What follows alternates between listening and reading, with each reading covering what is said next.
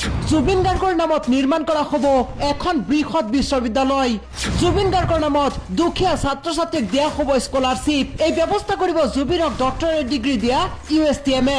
USTM-ৰ মালিক মাহবুবুল হকে জনাইছে এই কথা। যিখন USTM-এ জুবিন গাৰ্গ জীয়াই থকা সময়ত সন্মানীয় ডক্টৰেট ডিগ্ৰী প্ৰদান কৰিছিল।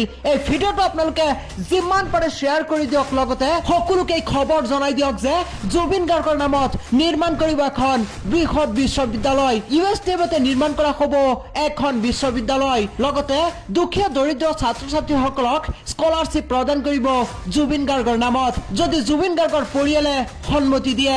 আৰু এই ব্যৱস্থা কৰিছে এইবাৰ USTM-ৰ স্বত্বাধিকাৰী মাহবুবুল হকে।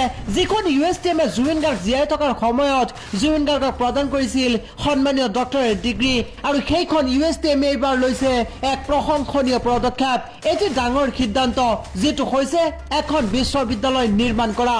অৰ্থাৎ জুবিন গাৰ্গৰ নামত USTM-তে হ'ব এখন বৃহৎ বিশ্ববিদ্যালয়।